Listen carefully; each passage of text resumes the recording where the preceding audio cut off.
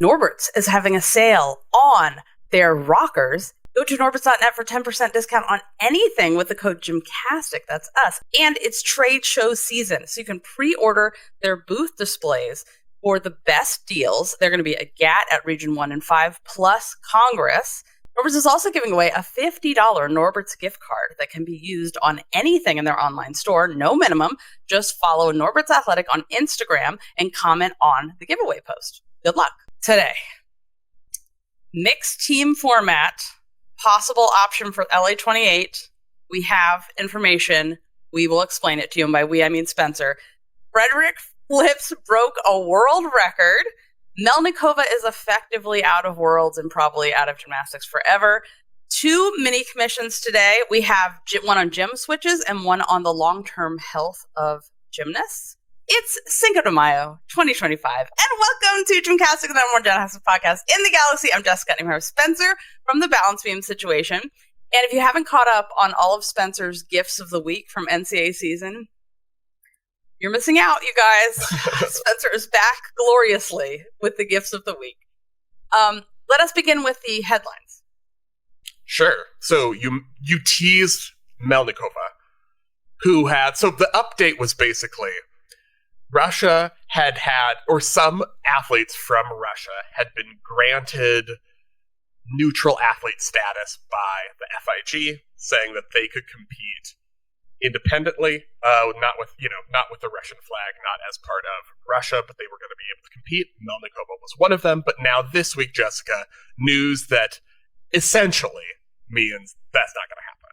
Yeah, so she was granted independent athlete status, and this is, first Russia was banned by WADA for systematic statewide doping system, then banned for the invasion of Ukraine and human trafficking of children, and this is Belarus and Russia, but they could compete if they didn't support the war. So there's a separate organization in the FIG that does a little background check and looks for people's social media, and they're like, all right, you didn't post anything like the men's Russian team that was like, here, we bought you drones.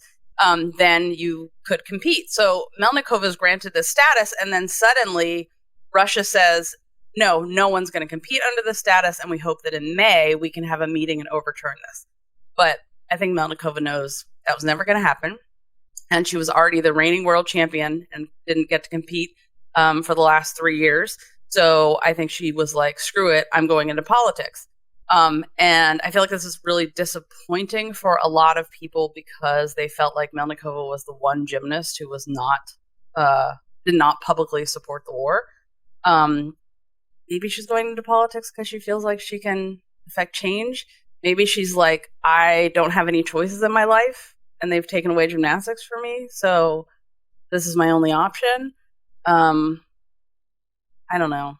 I feel like really disappointed because I was like, anything but going into politics. Anything but that.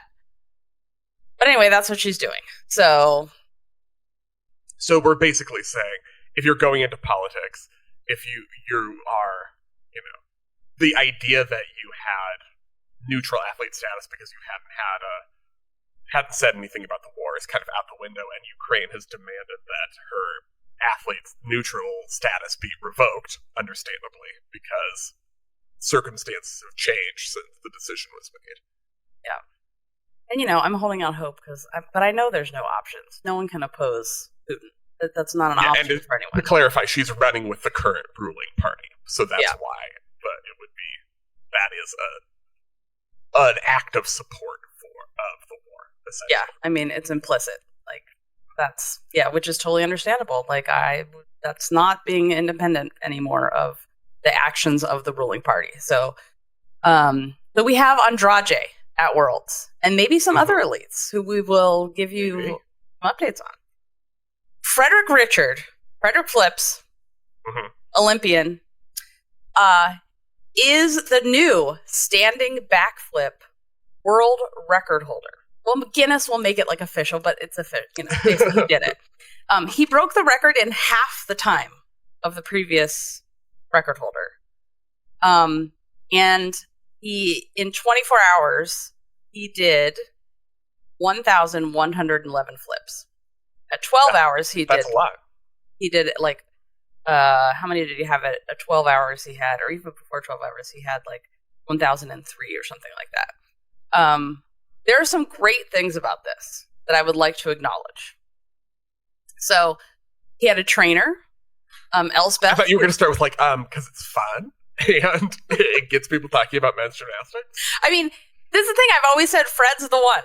He might not win something, but this is the whole thing. He's the one. I mean, he's like an NCAA champion with men's gymnastics. But I mean, like, the things that are really going to bring massive attention to gymnastics, he's doing all the stuff that, like, the men's coaches should have been doing for 40 years to save their sport, and he's single-handedly doing it.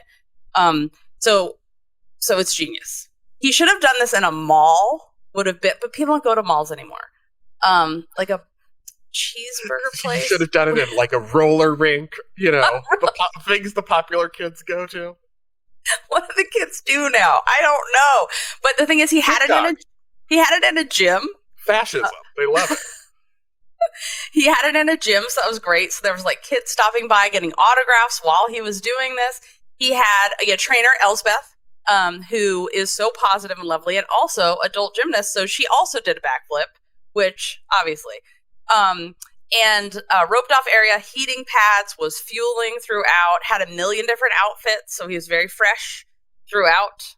Fresh, as my mom would say. A giant canvas painted in his honor that was going to the highest donor. While he was doing the flips, there was a big canvas being painted. He also had like another artist do a portrait of him doing a backflip. There was a social media team who were live streaming. There was a coach keeping his pace. There were artists writing and recording a song about him during the event, and then they played the song when he was breaking the record. I mean, all the elements of a great event, and there was confetti. Obviously, that's the other most important thing. Of course, got it. Yes. Now I'm interested. There is some room for improvement, and by no way is this a criticism of the efforts, because I love that he did this. I love he's always putting men's gymnastics in the news, and I love the cause. So the cause behind this was to help raise money. But the way, so they have a GoFundMe, and they're doing really well, $42,000 raised. During the event, they got up to like $30,000. But the GoFundMe is still open, and we'll put a link to it. The things I think that that were a problem with the GoFundMe is it kind of looked like a setup for a scam call-in fundraiser parody, the way that it was described, because the fundraiser said it's to bring safe gymnastics to underprivileged kids in Africa. And all I can imagine is like the crying kid on TV, and I was like, where's the money going? And like it says specifically, donations go towards securing gymnastics equipment and a facility for the kids to train, and they are working with a nonprofit together with his foundation to do this. So two things. It's very ambiguous. Africa is a huge continent, an enormous land mass area. So I would like to know at least like the country or the city, or a specific organization that it's going to. I do like that Frederick said, like, I looked at the prices of everything I want to buy them, springboards, trampolines, equipment, all this, and it'll cost about $100,000. That's their goal. So even though I did not like that it wasn't more specific in terms of who the money was going to or what foundation it would be, the money would be held in escrow at, and then, the equipment would be purchased, whatever. The one thing I want to say is I do understand that by saying you are giving $100,000 to a specific organization or gym or area, like if I said, I'm raising $100,000 for my friend Spencer, I'm getting him a gold watch, and it's $100,000, and it's going to be delivered to his house, then I am making you a target for a crime by saying that publicly. So in that aspect, I do understand why he might not have been like exact about it's going to this gym and these kids in this exact place, and here's how you can find it. But I do wish it looked a little less ambiguous. But that's my only criticism, because it was genius and so well put together by his sister, who gave birth during the flipping or right before the flipping started. Whoa, they had a lot going on. Songwriting, live birth. Really setting the bar high for, gymnastics events of the future. He said this is one of the reasons that we watched like the last 10 minutes, and I got like a little teary. Like, I was like, this is such a great event. Like, and he got teary, and he talked about why he was so motivated to finish in 12 hours, because he wanted to beat the record on his nephew's, who's just, a few hours old's birthday, Amir. So it was just really sweet. And I really was inspired watching it. And what he's doing is all the right things. So keep it up. But if you want us to write the copy for your GoFundMe, let us know. And I'll have Spencer do it. Ask Spencer to do it. I'm not going to have you do it. I'll have you review what I write. And then you'd be like, this is terrible. Just like that. I can't make Spencer do anything, but it would be really funny if Spencer wrote it. And very entertaining. Okay. Amazing news. So you know how Vanessa Atler has been talking about writing a book? Oh, the dream. Since she did the live show 2 years ago, well, guess what? She did. She and her co-writer have finished their book, and now they are looking for a publisher. And so I talked to her this morning and asked her like how it's going, and if she needed, if I could, let people know about this. And so if you are a book agent, because they don't have a book agent right now, or if you are a publisher wanting to publish her book, you can reach her at vanessaatler82@gmail.com. Or her co-author, Beth Fair, FEHR@gmail.com. And they are entertaining offers. So, you guys, this book, wow, this is another one that could be a mini series. It should get the full, like, make it or break it. Every element of make it or break it is also, like, almost all the elements are in her story too. It could be so well done. We need a whole series. The ballet, the dance, they're getting all the series. Gymnastics, we have our one series, really. I mean, there are some other, like, little kid ones, but, we want the drama ones. Yeah. This has it all. So I'm very excited about that book. I'm waiting for this book for, how long has it been? Has it been 20 years? More than 20 years? Has it been? Yeah. Oh, one other thing about books. We're at the 25th anniversary of the Sydney Olympics. Oh my God. That happened. One more thing I wanted to mention is that about books and people writing things. Oh yeah, I said this on behind the scenes, but like I wanted to clarify like about Amy being the only female coach of an artistic women's Olympic team who's written a memoir. Like MLT has a book, but it's not a memoir, and it's a motivational things from a bunch of gymnasts, a compilation. But I just wanted to clarify that's not a memoir. But if she has a memoir that I don't know about, then please let us know, because I definitely want to read that too. Okay, meat news, Spencer. Oh, yeah. Wait. Is it time for meat news? What time is it? Hold that thought. Before we get to the French junior that beat Namor and Esposito, some updates for you. So if you're watching us on YouTube, because we do the YouTubes now, please subscribe on the YouTubes, because there's like 75% of you or 90% of you aren't subscribers. So please subscribe. And wherever you listen to podcasts, please set it to automatically download. So when you're flying or you're driving and you don't have Wi-Fi, you still have us. We can always be with you. Live show replays. That was ominous. What? What? Like, sometimes you drive on vacation. People go on vacation in summer. My God, do you think, like, we're going to have an EMP incident or a flare of the sun and we won't have the electricity? We could. Yeah, I'm just talking about Wi-Fi, not that. Just Wi-Fi. Yeah, but, I mean, we'll transcribe it so you always have all of your copies for us.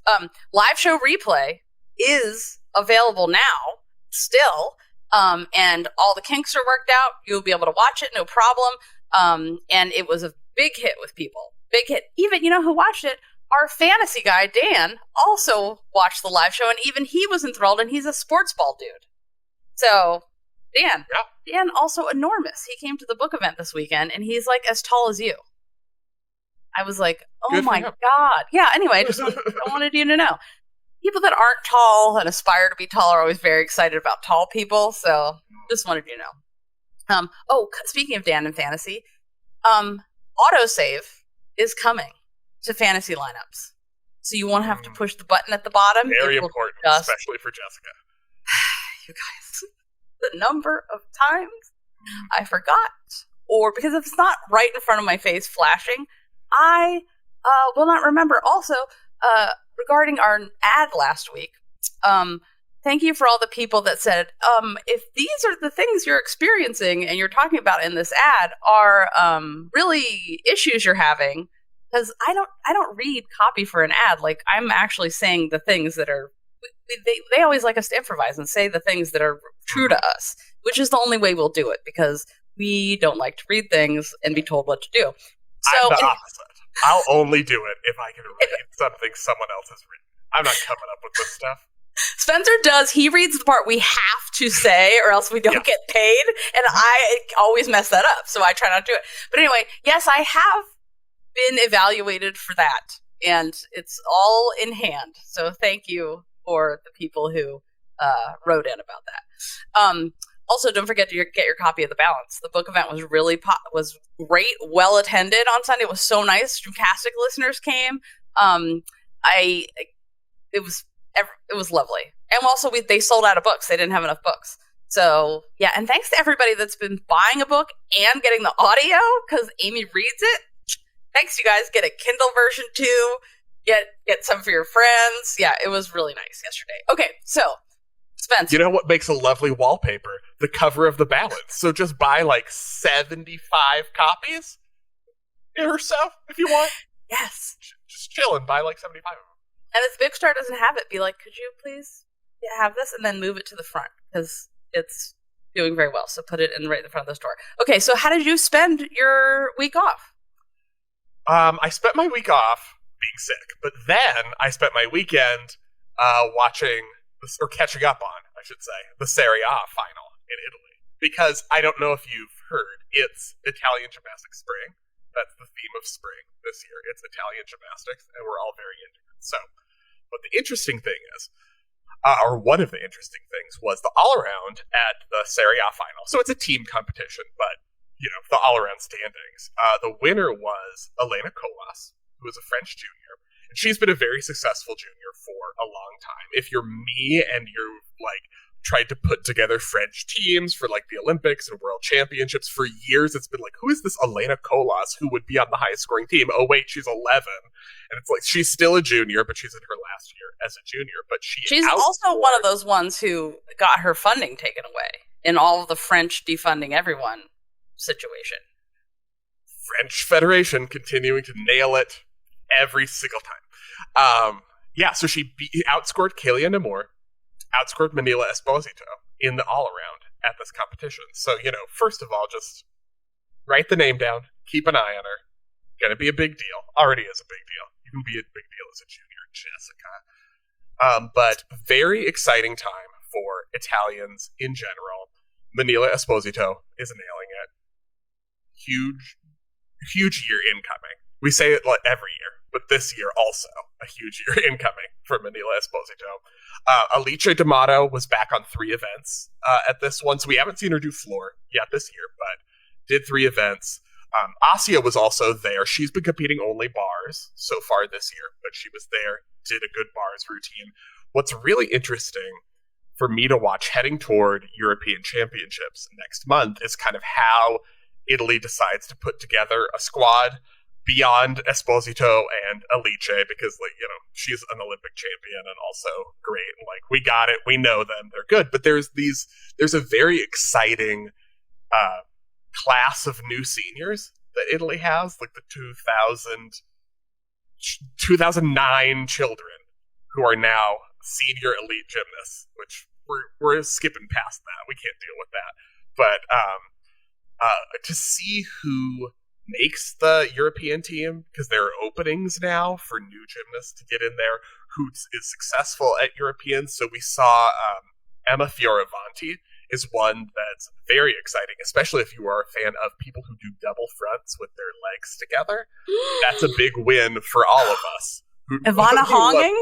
Who love when people Ivana Hong. Yeah, Fioravanti is exciting. I expect her to make Italian team for Euros. I think they need a good floor, and she's the best floor of the contenders. But yeah, she's like if you were like Italy, what if you made a Joss Robertson? But well, it's like it's Italy, which was all Italy version. And I'm like, oh, it's Emma Fioravanti. So I'm very excited about her. We talked about Giulia Perotti a few months ago. She has a beam that we're obsessed with. She's another one who's a new senior. I'm very interested to see who ends up being, if Alice is not doing floor, if she's not doing all around at Euros, like who is the second all arounder for Italy? Because it could be like 10 different people at this point. So it was Artemisia Yorfino was the second placed behind Esposito at the Serie A final. That was kind of a surprise, but she was in the mix. There are all of these new seniors who are in the mix, and I'm very much looking forward to it because basically I would contend if there were a team final at Worlds this year, Italy would currently be the favorite to win the world team title, but it's an individual year, but it is a very exciting depth to follow to see how well everybody is doing and how well they're performing and how many options they have for a world's team and how many good options. Like it's not going to be one of those like, Casella, what have you done? Who did you pick? What is this nonsense? Like there are a lot of ways you could go for this year's team that makes sense. So my favorite thing is they can all dance and do an arabesque. That is very important. Arabesque is like, it's like how I've always said, if you go into a gym and they don't have a ballet bar, walk right out there. Unless you're there for tumbling, just leave. But it can help you with tumbling too. But an arabesque is like the beam of artistry in gymnastics. If you can do an arabesque correctly, I have hope for you. Even if it's like one of those fun ones where you bend your front knee and bend your back knee. I don't know what the ballet word for that is. Fun arabesque. A funabesque. That's what we call it. Yeah, Colas does it very well. Okay, tell me everything about Euros are at the end of the month. They're in May. End of May. Under 3 weeks from now, European Championships will have started. So get ready. And one of the ways we need to get ready is to talk about the mixed team competition. Yes. So this year, Europeans format, they'll have qualification. Then they're doing a mixed team day. And then it's all around finals. And then it's event finals. So there's no women's team final, men's team final. Yeah, they're just a mixed team day.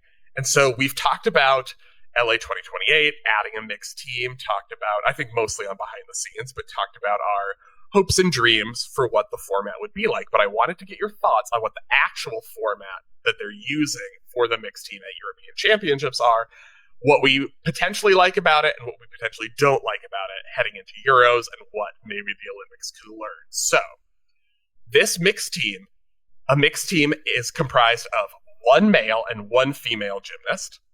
Oh, first of all, the man competes floor, P-bars, and high bar.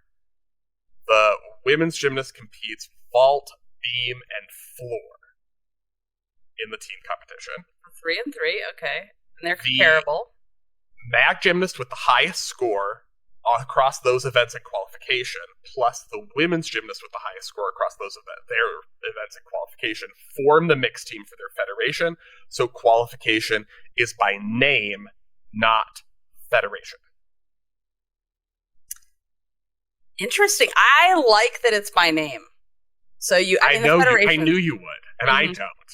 I love a nominative because it's. I love that you cannot have federations screwing someone out of what they earned in this competition. They still will. Someone will be like, "Oh, her leg fell off. She can't compete," and then we see her the next day with a leg. But what if she's like, "Oh, my leg fell off because I don't want to do the mixed team. I don't want to do it." I mean, there will be an alternate. They're not going to have mixed team without alternates. Yeah, but they're saying it's by your score in qualification. So you don't get to, like, what I don't like about it is the elimination of a strategy. Like, you don't get to, as a team, decide, like, oh, you're going to train for the mixed team event. Maybe we'll, like, take you, rest for this morning's training session because you're going to do the mixed team while the rest of the gymnasts will get ready for all-around or event finals, that kind of thing. You sort of are compelled to participate in it. But I also just like a pair is not a team. That's a pair. Yeah. One men's gymnast, one women's gymnast. I have issues with that. Yeah, Turns out I have issues with almost pretty much everything about this format. Okay, the things that I like is that the spots can't be taken away from these athletes, technically. But, in practice they can be because someone will just say someone's hurt and put someone else in. Potential... and I like that they are matching events in that it's floor, bars, bar. No, there's no bars. They're not. They're only matching floor. Yeah, but the women and men do. The men will not vault. Yeah, shouldn't it be matching events? That's booty. It's a weird selection. I think that. I like that it's an even number of events. Right, I do like that, but it should be it should be men and women vault, men and women do floor, and men and women do bars. So, and high bars is better than B bars. So yeah, but they should have the men should do high bar and the women should do uneven bars. The women need to be doing beam just because beam's the best one. It is the best one. So you need to have that in there. The other thing I don't like about this is it's 2 leg events for women. So men... I feel like if you're not going to have the men do vault, you should just not include vault. Yes. But also, it feels so arbitrary and just like... It feels very exhibition-y, this whole format. It feels very show. Like, we're going to do some of the events, and your team is 2 people. It doesn't feel like a real competition. So that's something I'm interested to see how it watches, how it plays out when it's actually a competition at the event and you watch it. Because right now it feels very stars on ice. Yeah. And I would like to see the format that they do the same events equivalent. So vault, floor, bar. So high bar and then bars. Or they take out vault for both. Because obviously you want to see floor. Because everyone wants to see women's floor. But the thing about this is they better do it as a fucking team. Like, I don't want any of this nonsense where it's just a meets going on. It better be when the pair is on bars, then dude does high bar, and then the woman does pair, whatever. It should be paired events. You know what I mean? Like, they should be rotating together, and then, she does her event, he does his event. So it's like back to back the team, and then the next person goes. Something like that. Like, because otherwise it's, and we did hear that it was basically going to be the format they're using at Euros for LA 2028. So if you missed the news, they're miraculously. And by this, I mean, I feel like they were like, can we get Simone to come back if she only has to do this one thing? But then they made a way that Simone will not come back if she has to compete another day. There's no way she's coming back. But she can find a way so that you can just do this. Maybe that's why they don't have bars as one of the women's events. It's just a Simone format. Bars? The thing that Miss Simone can't get herself out of being eligible to even qualify for this. I don't think Simone's coming back. I think Simone's done. I've already said she's going to find a way to be pregnant or have just had a kid at the time, or, be, in space or something so she doesn't have to compete. But you never know if they're like, here's $1 billion, because you can just do that now. But the thing is about this, that is, if she doesn't compete 3 events in prelims, she wouldn't even be eligible for this. So would they potentially take her for just vault? You don't have to do anything else. And you won't even be eligible for this extra day of competition. Who knows? You won't have to do all around. You basically just take a nap until team finals and then event finals. And then I think they need to make it 4 and 4 on the events, and have 2 men and 2 women on each team. And you can choose who does which events. And you can, I agree. I would like to see something more like that. Yeah, because I agree with what you're saying. There is no strategy. And one of our favorite things about putting teams together, you guys, is we know best without knowing anything about what's going on in their personal lives or their injuries or their health. We put the best teams together. So that is what we need to be able to do. So we're going to have to watch Euros. This is going to be very important for everyone. Now we're going to have to watch Euros. No, I mean, everyone's going to have to watch the Euros mixed team final. And then see how you like the format. And see how we can improve it and make notes and let the people know at the LAs. Really, it's the FIG that does this. How it should be done. Okay, Gymternet news. A recap, in case you missed the groundbreaking historic things that happened in the last 2 weeks. So, just a refresher for you guys. Kaylin Chio, LSU, is vault national champion, and with that got LSU into a higher ranking of the teams that won the most vault titles. Bars, Jordan Childs won for UCLA. Beam, Helen Hu for Mizzou. Floor, Brooklyn Moores. And all around, Jordan Bowers. And Team Oklahoma ties now with UCLA with 7 titles. UCLA placed second. Mizzou, historic 3rd place for Mizzou. Huge deal for that team. Mizzou coaching staff won their Coach of the Year awards. Obviously, they should be winning all the awards. So congratulations to them. Interesting things have happened since the end of season because, this is now when people are like, I think since I can transfer at will now, I would like to go where I can get paid to do this degree, or I can make money in NIL, or you're just like, I want to experience something differently. Like MJ Frazier is leaving Cal and is in the portal.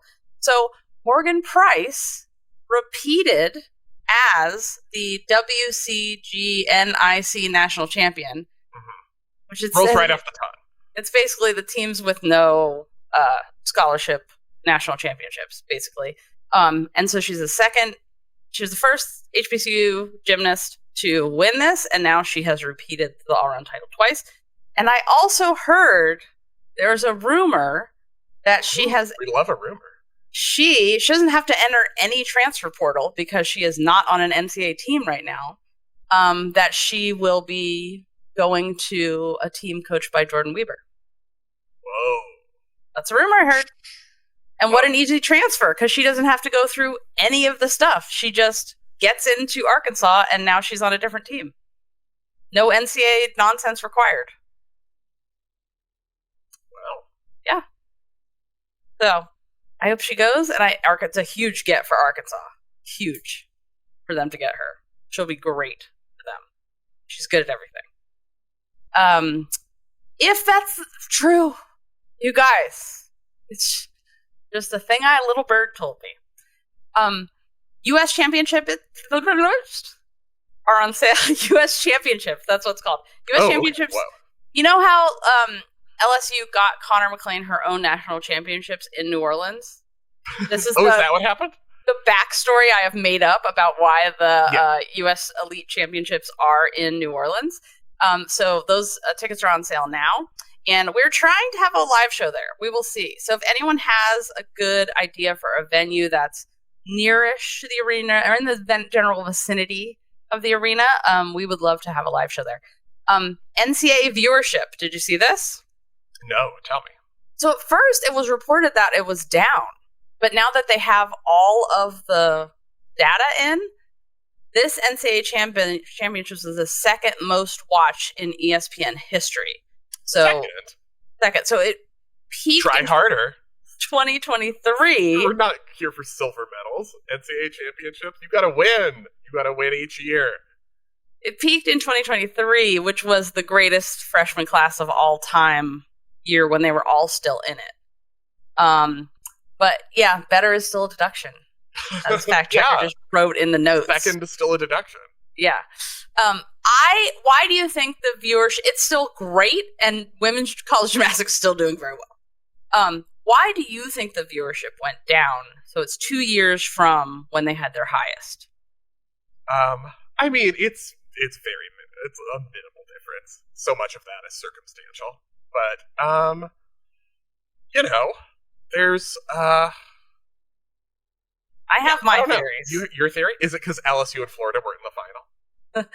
No, well, I don't know, actually. I didn't even think about who was in the final. But actually, because I never think about teams because I don't care about teams. I only care about people doing their best gymnastics. But that's a really good point, actually.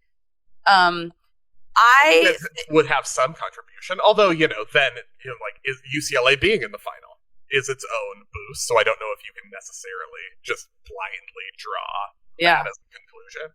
Like, at first I was like, well, it's because the greatest freshman class is missing one. So Suni wasn't there. Mm-hmm. So it would have been, Suni and Jordan and Jade. Jade was there, but they didn't show her. Not in the final. Right. Well, the final, yes, because she doesn't have we're a team. talking about the championship day. She wasn't there with the team. Yeah. They should have had a special on her. Maybe they did, actually, and I didn't see it, because I think they did have a special on her on one of the days. We need more specials on her. Yeah. So, I'm not really sure. I think, I'm not really sure why it went down, but that's actually a really interesting case that maybe it was the lack of Florida and LSU that people didn't tune in to watch the rest. Or maybe they need to do primetime instead of afternoon, they need to have it, I mean, I'm just happy it's all live on real TV. Yeah. Just shove an accomplishment in itself. Shove golf off a cliff where it belongs and let gymnastics be in primetime. Really? I cannot with the golf. See, really? You've never mentioned that before. You guys, I had a conversation with a friend, and she got sort of offended that I was like, golfers are huge pussies. And by that, I mean pusillanimouses, you guys. She was like, well, and I was like, so I showed her a video of gymnasts distraction training in college gymnastics where there are people crawling under the beam and yelling at you and waving things over the beam and running around, and there's things going off and there's loud music and then super quiet, and it's like everywhere distraction. They're doing a full series with 2 layouts on beam with all this going on. And I was like, do you see why golfers are huge pussies now? And obviously I'm not talking about all golfers. I am talking about the pro babies, like the Tiger Woods and whoever else shushes people who clear their throat in an open lawn where they're playing. Those are the people I'm talking about. I'm not talking about your average golfers just enjoying themselves and isn't being a huge dick. And obviously not the women. They don't do this. I'm not talking about the WPGA at all. But I will fight anyone that says that golfers aren't pusillanimouses. So how did we get here? Because why?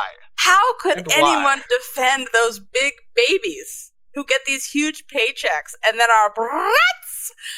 Oh.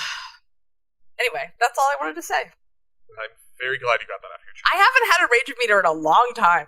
My hormones are definitely kicking in this week because I had a breakdown crying one. You usually get before your period, and then you're like, oh, I'm totally fine now. I just need to cry and lay on the floor for a while.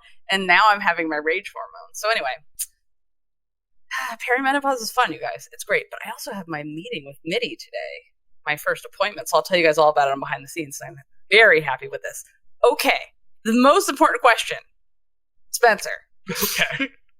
Is it about gymnastics, or are we still on golf period? Is tangentially related to gymnastics. Okay. Jordan Childs is selling tickets to her birthday party, and the theme is Vampire Masquerade. What would you wear? Oh, okay. I would wear... Tickets are $250, so I just want you to know the range that you're expected to perform. That's a solid deal. I would go as Wolf Kino. So I'd get a wolf, like a Halloween wolf mask, but you put a picture of Betty Okino in the middle, and then you're an undead Wolf Kino. I'm obsessed with this. I love it.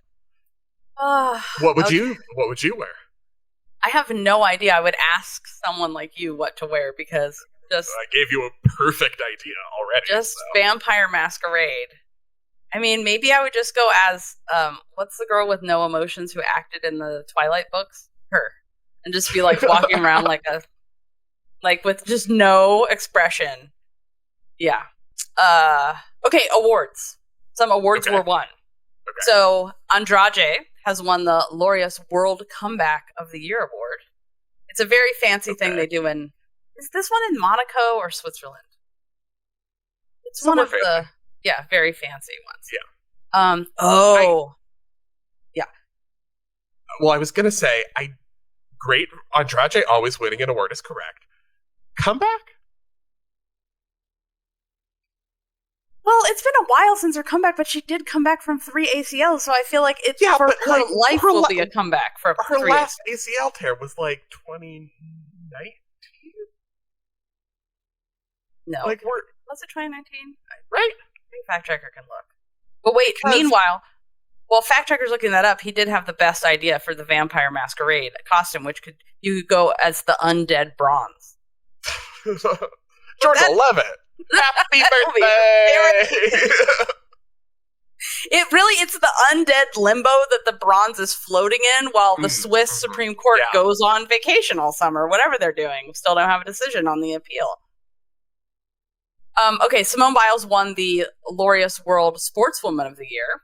Correct. And Jade Carey won the AAI award, which is correct. Yeah. Both of those are correct. Yes. And June 2019 was her last ACL tear, so well done. It was 2015, 17, and 19. So I feel like 2 years in. Comeback is weird. I think maybe you just wanted to give Andrade an award, which I can respect. Yeah. Yeah. I mean, they didn't give her an awards for all of the year that she officially came back, so now is perfectly good time. Yeah, you get it now. Yeah. Tell me about this. We're talking about Worlds, and we are going to Worlds. We will be in Jakarta. We have our hotel is reserved, and I'm so excited to go see my friends in Singapore right beforehand. So we will be there. And if you are going to be there too, and you want us to have a live show or a meetup, please let us know so we can try to do it. Probably a meetup will be better because I really don't like doing live shows during Worlds, but it's very, very stressful. Club Gym Nerd. Get discounts and first dibs on live show tickets and extra podcasts every week, athlete dossiers, code guides, commission your own segments of the show. It also makes a great gift. Check it out at GymCastic.com at the Join the Club tab. We know Melnikova is out. At first, like a month ago, I was excited, and I was like, oh, Melnikova's back, and Andrade's going. This is going to be exciting. But now it's Andrade, which is all you need, really, to be happy in life. Mm-hmm. But how about the U.S. elites? What's the status? Okay, so we learned that, first of all, Joss Robertson is planning to do elite this season, targeting Classic as her first elite meet. So that's like almost right around the corner, a few months away. Jade Carey told Scott Bregman, most of this is just like, hat tip to Scott Bregman. Scoops Bregman, that's what we call it. Scoops Bregman, that's good. I do apologize to Scott because Jessica's going to remember that one. But I'm not allowed to use his last name ever, so we'll call him Scoop Scott. Oh, okay. Yeah, just saying. Jade Carey said taking a little bit of time off. Hasn't committed, but not going to do. Hasn't committed to beyond 2025, but not going to do elite in 2025. Simone is astutely keeping the door open. But, said that if 2028 is a possibility, she'd need to decide by 2027. Which is like, for Simone, it's like, November 2027. Like, you've got some time. You'd have enough time. It'd be fine. Don't worry about it. You can come back in 1 second. We all believe in you. Aaliyah Finnegan and Emma Malabuyo are training to compete in the Southeast Asian Games. So, good to see more of the Philippines elite juggernaut that we're all excited for. It's interesting that they're doing that despite the beef with the Philippines federation president who went off on them on social media for not showing up to an event that then Levi Youngarivar posted, I literally asked you. She posted the chat where she said, are we supposed to be at this? And then she said no, and then went on TV in the Philippines and went off about how they weren't at this event and it was wrong. So anyway, hopefully they all made up and it's better now, and that's why they are happy to continue competing. So we have Leanne Wong still training elite. Grace McCallum ? Considering a return to elite. So it's all happening. I feel like everyone should be keeping it in mind. Yeah. This whole generation, this whole era, I'm like, keep the door open if you want to. Also, do you know that unless you're like, we just want you to like sleep and live your life like Suni. I'm like, just go to a party, take a nap, do what you need to do. Be a professional. I go to basketball games and live in New York. Person. Yeah, like it that. Sounds great. Yeah. I do think it's, I don't know, people who lived through the 84 Olympics and went to them, I think, and maybe Atlanta was like this too, it's going to be such a huge deal. You're going to be on it. There's like, you're like, people win the Olympics and it's a big deal, but you do it in the US at a home Olympics, it's next level. You're going to be like Andrade, who is in Brazil. Like, you're going to be like Kohei. It's huge, like so gigantic. So, anywho. Yeah, I think the appeal is the itch will start for a lot of people. Yeah. Oh, speaking of which, Lian Wang owns 2 houses. Now she's thinking of going into a rental property business, being a landlord, because her custom house is almost finished. So she's going to have to move. I was like, we're talking about how well all of these people are doing with NIL. Meanwhile, the CEO owns 2 houses and one of them is custom built? What? Anyway, I hope it's hurricane proof wherever she built it. This is like very important to me personally that it is. You know, they have those hurricane proof houses in Florida now. Like, and now they have the ones approved for all the places by you that burned down. We have hurricane and fireproof houses now. So, just prepare that, like, within 10 years, Lian Wang will own you. Just anyone listening, just be ready for that, because it will happen. I mean, we have at least one billionaire who's not. And we have at least one billionaire with toe point. That's the real question. Speaking of, I'm looking at the current billionaires, and I'm like, I don't think so. No. Your Jaeger's gonna suck. Brooklyn Moores was named Canadian College Gymnast of the Year, which I love that someone created a Canadian College Gymnastics Instagram and created this award. And you should always I always encourage awards being created and then given to Brooklyn Moores. Yes. Make up an organization and give awards. Like, it's the best thing to do. I love this. We need one for all of the countries represented. We're going to need a Swedish one, and we need a Mexico one, and we need I was about to say a country where things might happen, but I can't, because I can't say anyone exciting that we might be getting from a country that has only had one representative before. Ukraine. Did you hear about the Ukrainian rhythmic gymnast who refused to take the picture? Ooh, no. The Russian? Okay. The 16-year-old Ukrainian gymnast, Tasalia Onofrichuk, won gold in hoop at Rhythmic Gymnastics World Cup in Baku. She beat a Russian gymnast who's representing Cyprus. So, ethnically Russian, not competing for Russia, and Anastasia Salos from Belarus, who competed under the neutral flag. And so she went up to the ceremony, got her award, and then when it was time for everybody to come together and take a picture, she just left. And so the other gymnast also just left. And they have those cats in those cats? You know how they have the cat mascots at the Russian and Russian adjacent, like Baku mascots? The big cats were sitting there, like, looking around at each other, like, what's happening? Like, we're trying to be funny mascots because that's their job. Anyway, so, yeah, she was like, no, I don't think so. So,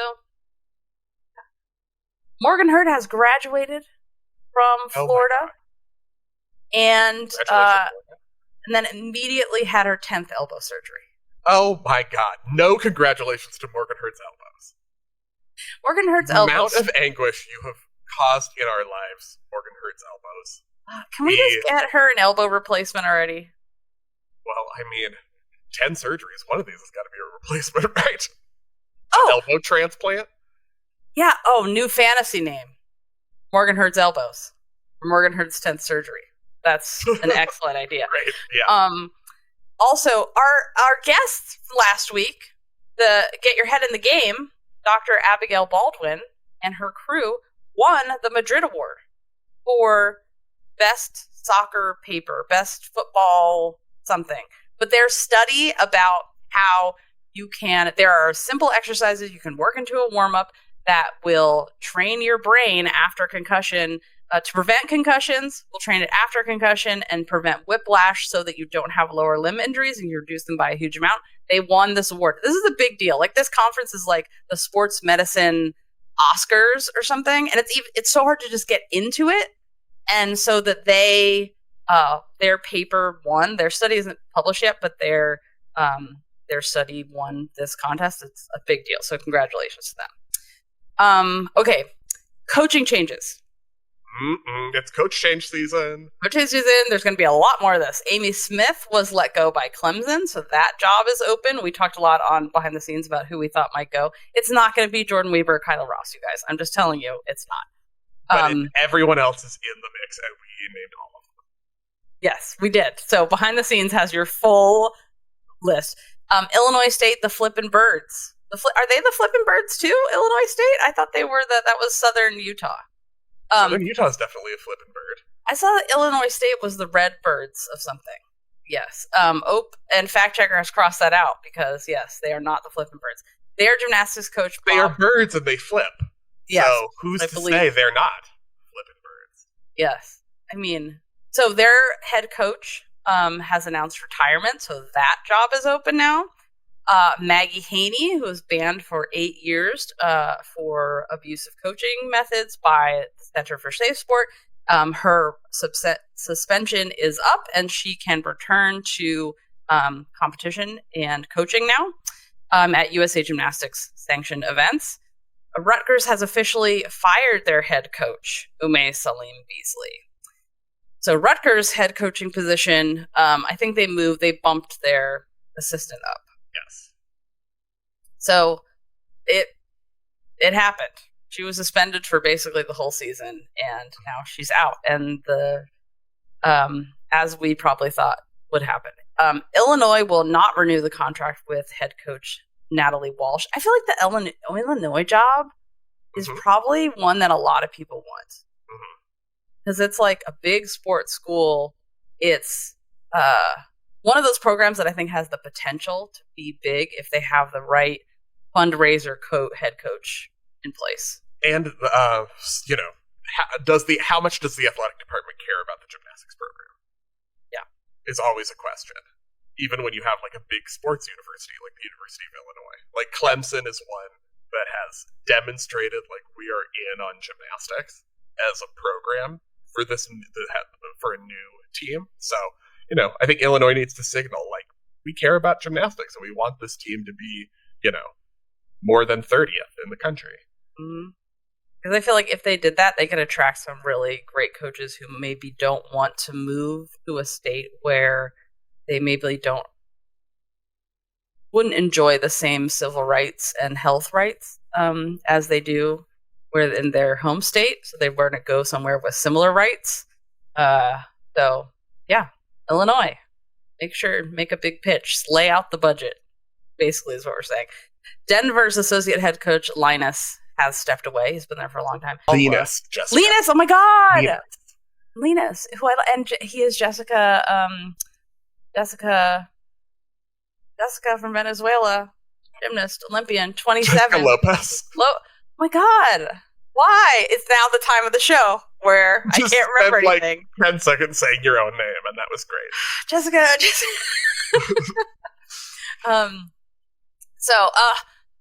Shitty news. Ethora is out of Worlds. Euros.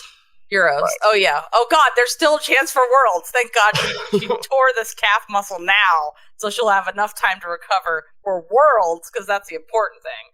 Because I've had to go through another Worlds without Ethora, or an Olympics without Ethora. I cannot, you guys. Zoe Malomo suffered an ACL tear in Jesolo. We talked about that before. Simone Biles rising, and Stephen Nedorosek nominated for Critics' Choice Awards. So was Stephen Nedorosek nominated for just being great, or just being himself, and then Simone's documentary, being excellence in everyday life? Yes. Yeah. Simone is also one of Time Magazine's most influential people. Thank God. Also, Danusha Francis announced she's pregnant, and that makes me so happy. She's, I'm very happy about that. Dumpster fire news. Gymnastics coach, whose name is Lance Spencer, former gymnastics coach facing multiple counts of sexual abuse, accepted a plea deal, pleading guilty to sexual abuse by a guardian and possessing child sexual exploitative materials. He also entered a plea on an information count of possessing those materials. Part of the plea, 14 counts were dismissed, 14 other counts. The incidents allegedly happened at a home and at the Bozy Gym Nest in West Virginia. B-O-Z-H-I. Bozy's Gym Nest in West Virginia. The counts carry potential sentences of 10 to 20 years, 5 to 15, and 2 to 10.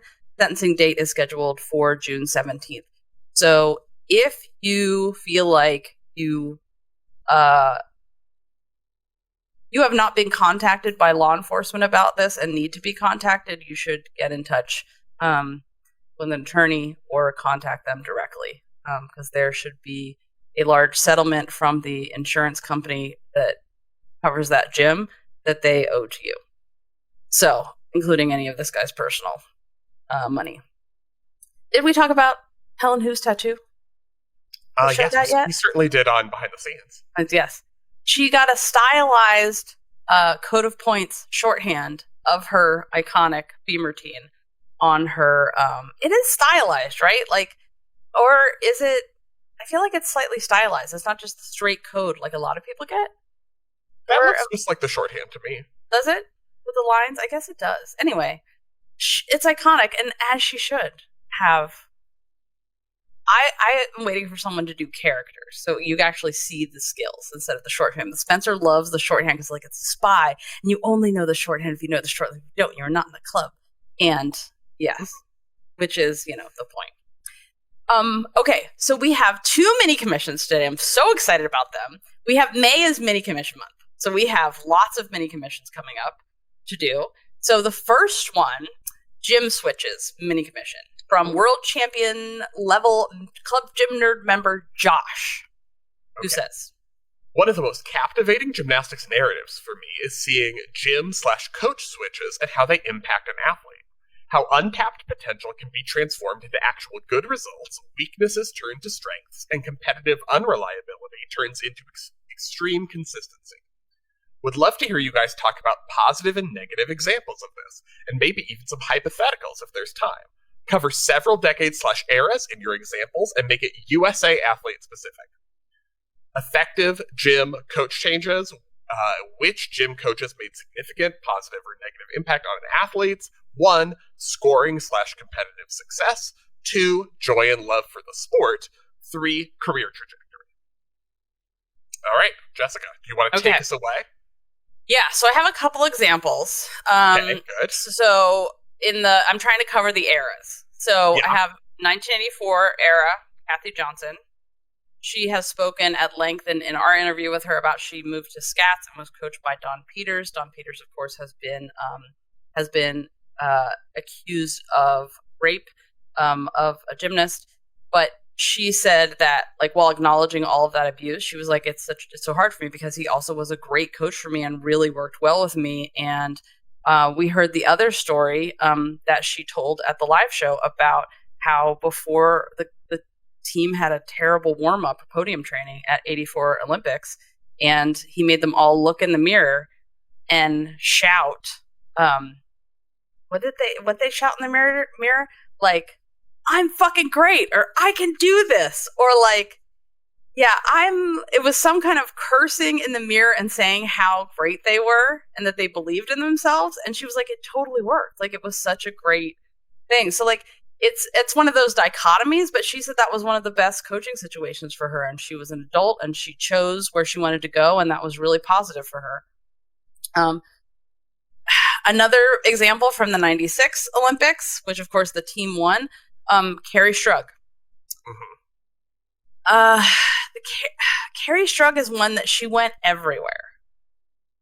Yes, it's a good example of the changing way that changing gyms is talked about, because it was considered or spoken about as such a negative thing at the time, like a gym hopper. Like that's switching gyms just generally, narrative-wise, was a fault of the gymnast. Either you were like, you're selfish and you're switching to Caroli's because you want to win an Olympic medal and you're abandoning all the people who helped you get there and all the people you're leaving behind, or it's like you're a gym hopper, or you're a problem, or you move, or, all of that stuff. And now I think there's more awareness of like, that could be a really good thing. Yeah. Whether you're leaving a bad environment or you're just looking for something new, different voice. And one of the stories we've always heard about Carey Strug is that when she decided to go back to Caroli before 96, her parents had a talk with the Carolis and were like, you will not yell at her, do this, like, be basically assholes. No. And that was respected in some way when she came back. And I think, and I've heard other stories like that about when people really stood up to Marta Carolis, that she respected it. And this is also in Amy's book. There's some examples of that. I don't think it made any difference where Carey Strug went. She was always great. Yeah. And just to a certain point, yeah. I mean, great gymnasts can prove that they will thrive in multiple situations.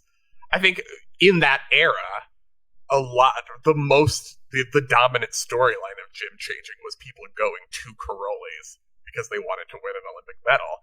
And that gets to the point 1 of scoring competitive success, and maybe not point 2 of joy and love for the sport that Josh points out, but the part 1, like, it often worked. Yeah. I mean, yeah, the joy and love for the sport, I think that's something that Kathy Johnson talked about. Like Carey Strug, the career trajectory, her playing the game at the time, which was you have to be with these people to make a team, she did, and that worked out for her. I think people will probably point to where she was at Nuno's with Shannon Miller as not being a great point in time for her. I just feel like she always did the same great gymnastics, and her routine construction was always great too. Like, I really think that's one where I'm just like, everywhere, same. 2000 era. Vanessa Atler. Yeah. Vanessa Atler. Why we need the Vanessa Atler book. So we know. Because, we publicly on TV saw what was happening at Charter Oak. She goes to Valeri before 2000. That was very interesting. This is what I want to know from Atler. Yeah. I mean, she has talked about this, but, Yeah. In and detail in a book. Her live show that she did with us, she wanted it made public after, so you can watch that, and I'll link to it in the show notes. Not a lot of people want that, but she was like, yep, put it all out there. So I think for her, it's one of the examples of kind of like Melanie De Jesus dos Santos, and I know we're sticking to Americans, but left the French, and her abusive coaches, one was suspended, one wasn't. And was with them, and that was really positive when we saw her hitting routines and being happier. But then when she had to go back and be with one of those coaches on the floor in the Olympics, plus there was the accident in the training hall that it all fell apart. But for Atler, I think it was she never went anywhere where she could heal, even though she said that like she did have a very positive experience with Valeri and Anna. Minus the upping the eating disorder. That was the negative. But she did say, like, that part was super harmful, but, like, they were very nice and kind, and it was, like, she really liked them. But, yeah, it's one of those things where I feel like she didn't have enough time and she didn't have the right situation. It's like you go somewhere where you feel like they're very kind to you, but then your eating disorder gets worse. It's like you have to... She needed, like, a totally different environment. She needed like an Amy Borman or a Laurent Cecile, doing what they did with Melanie, doing what they did with Caitlin Ohashi after she I don't want to do gymnastics, I hate this, and then they got her back to level 10 and then back to UCLA. Like she needed I don't know who would be that person at the time for her to go to. Yeah, but I feel like there wasn't. 2012, Gabby Douglas going to Chow's. Yeah, I mean, that's the first example that came to mind for me of positive trajectory change for, I guess, so she changed in 2011? Yeah, it wasn't that long. Yeah, it was not that long before the 2012 Olympics, but we saw certainly a results change from a ton of potential to you're the Olympic champion in a very short length of time. A very short amount of time. And in her book, and then she says a lot of positive things about him. And I think it was like everything was positive compared to her old gym. She gave a lot of examples of things that were negative and them not believing in her. Those in her opinion and, you know, her remembrance of what happened. And Chow just completely transforming her into like a happy person that liked gymnastics and believed in herself. The other thing, 2024. The present day. I mean, yeah, Jordan Chiles is another one that immediately comes to mind in terms of, you know, you feel like we talked about sometimes talented gymnasts, like wherever they're going, they're successful, but you wonder, like, I don't think Jordan Chiles makes 2 Olympic teams if she doesn't make that change. Like, she really reached her potential in terms of, and transformed into a consistent gymnast who peaked at exactly the right time and was hitting confident routines at Olympic trials, two different cycles, and we wouldn't have seen that otherwise. Yep. There are so many gymnasts, like, I feel like Jordan Chiles, like an Atler, remember when I said that to Atler at a live show, I was like, you were like a Simone, like you could have been this level, like if you had had all the right coaching and all the right support and all the right resources. And she was like, no, like still doesn't believe that she was that person. I'm like, have you watched your gymnastics? And that's why I feel like, you know, Jordan talking about her since she was 12, like, oh my God, this is one of the most talented gymnasts on the planet. But it takes a lot more than that to get someone to hit when they need to under pressure and want to be doing gymnastics all together. So yeah, that is another really positive story. 2024 too, Paris, Anna Barbosu, our Olympic bronze medalist on floor, wanted to quit gymnastics, had people part of the Romanian Olympic Federation and very prominent journalists with their own TV shows calling her disgusting names in the mix zone, treating her horribly in the press for some unknown reason, wanted to quit gymnastics. She got new coaches, Patrick and Damon, and not only came back to gymnastics, furthered her education, is now going to Stanford, won an Olympic medal. Like, those things are huge. And when we asked Patrick and Damon at the live show, what are you most proud of? And they were like, yeah, that we have 3 gymnasts going to getting a real college degree, because apparently you can just buy them in Romania. We also learned that during the live show, that they're going to college in the United States and they're really going to get an education. They're going to go to real school. And yeah, that was really nice to hear. What about Ivana Hong? This was my question, because that's another one in the Atler category of like, what do you think, like, now reflecting, like, where would you characterize the various coaching situations she had? Because she was at Gage, talked about negative experiences she had at Gage, went to Woga then to continue as elite, then went to Stanford and everything that was going on at Stanford. And I think that, is it just like, oh, it was all bad? Or is it like, this was positive about this one, this was positive about this one, this was negative about this one? It's just, that's one of those where I think from the outside, it defies easy categorization into, this is a good thing, this is a bad thing, but it's, you know, fraught situations, maybe all of them, or like famously questionable situations. And it's one of those where I would be interested to know what the actual person who experienced it thinks about it, especially now that there have been years of intervening time. It would be interesting to go back and talk to Ivana now that, yeah, it has been probably like 8 years since we interviewed her. And now she's, you know, she's an Apple superstar, and she's probably retired on all of her Apple stock already, like all those Silicon Valley people do. They're like, yeah, I worked for 5 years, now I'm a millionaire. It must be nice to be so brilliant that you could do that. I'm not jealous at all, although I would still do this. So, yeah. I don't know, because I always just like, this is the most beautiful gymnastics you've ever seen in your life. Why is she not on all the teams? Yeah. It is an interesting thing to revisit. And I don't know. I mean, yeah, where would you have sent her after Gage? Because her parents spoke up and were like, you will not have other kids call my daughter stupid while she's doing a beam routine because she's not doing the abusive thing that you told her to do. Where would you have sent her instead of Woga at the time? I don't know. Nowhere.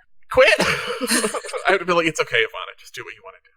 Yeah, I don't know. I don't know. Let us know what you guys think. If you want to do a mini commission like this, or if you just want to support us because you appreciate what we do, you can join Club Gym Nerd at the world champion level, like our dear Josh did, and support us, and then we will talk about anything as long as it's tangentially gymnastics related, like this. All right, our next mini commission, long-term health mini commission from so this is from Kara.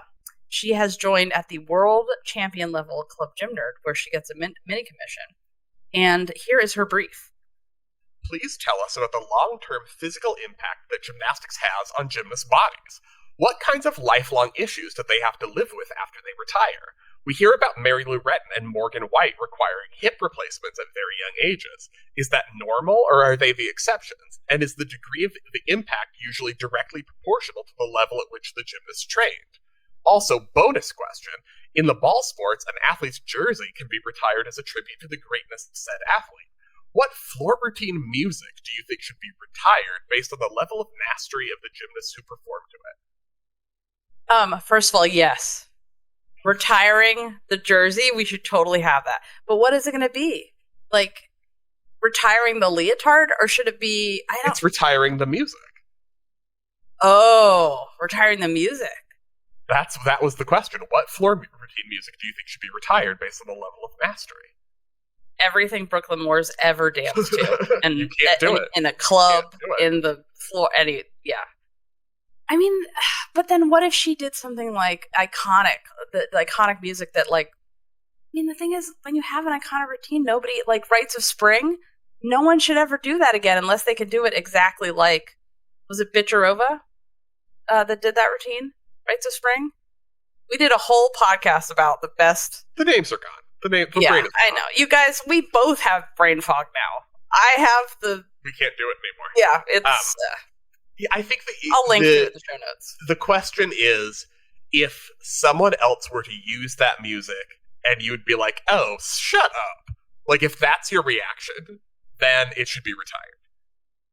Yeah. So, like, if someone did, if you use Lilia Pokopayeva's 96 music, I would be like, oh, shut up. Don't. Yeah, no. No. So I think that goes to the level of that music's retired. Or it'd be weird if someone tried to do a routine to it. Like, Bogey's 89 music, which is so era-specific in and of itself. Like, I don't think you could even listen to it now, because it's just so of a moment and of a time. Olga Strajeva. Olga Strajeva. Obviously, I said that. I know. Said that, Jessica. I just didn't listen or hear it. That is what Bicharova translated into Russian is actually Straseva. She's going to be like Ukrainian now, and I feel bad. Okay, to the main question. Let us know what you guys think about whose routine needs to be retired. Because thinking of college routines, everything Brooklyn Moore just did, there's so many iconic floor routines from the Miss Val era. I would say I don't think anyone should use the Aethora's Moonrise Kingdom music from 2015. No. I feel like that's out. Yeah. That's retired for me. Yeah. The problem is I don't know the names of any of these. I know the names of very few of them. Right. But, shout out to Uncle Tim, gymnastics-history.com, has like Olympic years and here's all the floor music that people were using. So but there is a resource. And no remixing. Okay, so if you did any part of it, no, it's out. Okay, so let's go to the main point because we got totally distracted. DJ Todd version, yeah. Also, shout out to Ryan because we got compliments on the music we were playing at the live show, which Ryan took a bunch of stuff I liked, and I was like, and gay, just make it gay, and he mixed it all together, and that's our live show music. So we got a big compliment on the music, so congrats to Ryan. Okay, but long-term physical impact that gymnastics has on gymnast bodies. Okay, I am specifically talking about elite gymnastics and Division I college gymnastics. This is what I'm talking about. So I'm not talking about Excel, recreational gymnastics, any of that stuff. Like, you're doing gymnastics for fun, you're competing at a low level. That's not what I'm talking about. It is not uncommon for elite gymnastics is not healthy for you. There are like 2 elite gymnasts ever who didn't come out of an Olympics seriously injured. Simone and Mohini Bhardwaj. They're like the only ones. And, Mohini says it's because she ate the whole time. Like, she did not limit herself. And we know Simone eats. You must fuel yourself. So I just want to clarify that specifically. But I think one of the biggest, most overlooked things is addiction and death. Biggest injury, death. Accidental overdose, an addiction being the biggest thing from painkillers. There's recently a gymnast, a college gymnast on the men's side who died, and it started with a back injury. Like, for so many people, it starts with a back injury, and you think you're maintaining it. And, we have a family friend that had this too. Like, started with a back injury, thought they were maintaining it, and then one time you accidentally take too much, and that's it, and you can't get over the addiction. So that's one of the biggest ones, and I think we don't find out about it until someone dies, and there's a lot of shame about there being an overdose. But it's a huge problem. The other thing is joint replacement at really young ages, like Morgan White. That is a big... It is more because joint replacement has gotten better. You don't have to wait till you're 60 to have it now, because they used to only be able to replace it one time. Now they can replace your joint more often. It used to be it only lasted for like 10 years, so they wouldn't do it until you were probably going to die in the next 10 years, so you wouldn't need it. So now there's many more elite athletes who are getting it at a younger age, and I've been a younger age, like 30s, instead of waiting till they're 50 or 60. And like, that's the thing. If you don't have any cartilage, you should not be doing the high level gymnastics. You're going to need, unless you have a really good system like they have now where you can regrow your own cartilage and it lives, but you can't be doing elite gymnastics and take the time off. If you do take the time off, then it can grow back and you can have a positive outcome. But organ failure from severe organ damage from overuse of NSAIDs, so they're non-steroidal anti-inflammatories. These are actually, like, I'm not just talking about Advil, I'm talking about the high-powered stuff. They're so risky to use, and they can create so much damage in such a short amount of time. And you talk to so many gymnasts that they're like, oh, by the end of season, we're up to like 6 Advil a day. But when you're on the prescription strength stuff, very scary. Liver damage can lead to massive problems. The other thing, I think, eating disorders. I mean, I'm just listing the things that are problems that I know about and have been documented in elite gymnasts. And they are not uncommon. I mean, that's the thing. Eating disorders, people needing a pacemaker in their 30s is some of the scariest parts of the eating disorders. And a lot of people also, for people it's devastating, they can't get pregnant. So eating disorders, most common, with the women, but in any athlete. Sydney Frieden, remember she was at University of Arizona and she went to AOGC, Kayla Maroney's gym. She has a TikTok where she's talking about her eating disorder and the consequences of it and how her college coach saved her life. And she needs a feeding tube now because of her eating disorder. Her GI tract is like paralyzed. And that's terrifying. And, she has to have tubes in her all the time to stay alive. And she's so young. I mean, this happened she basically was graduation age and that was it. The other thing I think that we will see more in the future, the first woman ever was, we have a female athlete with a documented case of CTE. So what does it stand for? Your brain is disintegrating, CTE. That's what it is. And mostly people are looking for it in contact sports. But the thing is, gymnasts made contact with equipment a lot. A lot. And I think we have the first case that's documented. It's like a rugby or a soccer athlete, woman. But I think it's because, people weren't looking for it before. But if people start looking for it, I think we'll see more of that.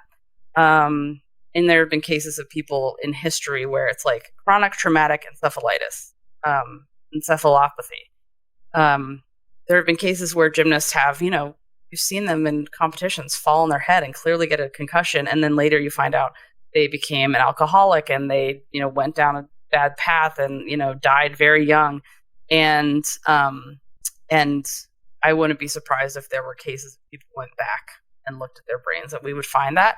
So yeah, it is not uncommon. It is terrifying. And when you put an eating disorder on top of overtraining and training on injuries, like Morgan White had, it's compounded. Maggie Nichols is another one she talks about in her book. It can make everything 100 times worse. So yeah, elite gymnastics and Division I college gymnastics are not healthy. You can do it in a healthy way. There are healthy ways to do it. It is possible. 90% of the way that it's done is not healthy. And I think you get a better shot at in college gymnastics because you have a trainer who should be working for a medical, for a hospital or a university medical system and not for the athletic department.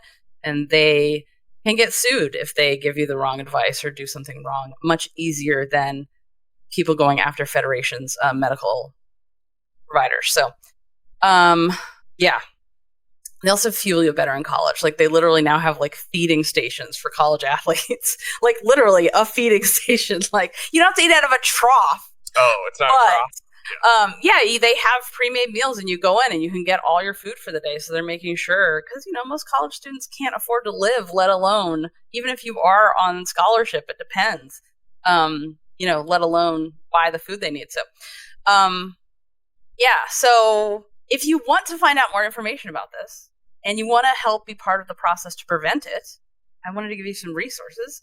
Dave Tilley of Shift Movement Science, who is a doctor of physical therapy, he has free courses and he also has a continuing education program. And this week, MedGym also has a continuing education program, but anybody, so it'll count for your CLEs, but you can, either of these, but you can just take it as a person or an athlete or a gymnast or a coach who's interested. MedGym has a program, and their last part of the program, you can always watch the rest on demand, but the last one is May 7th this week. So those are some resources. And thank you so much. I hope that was not too depressing, but a dose of reality. Kara, thank you so much for supporting us. Thank you for your contribution. Thank you for being a world champion level Club Gym Nerd member. And if you guys want to commission something like these two, you can by joining at GymCastic.com, Club Gym Nerd. Any final words this week, Spencer? Do I ever have final words? No, because that would be too, summy-uppy.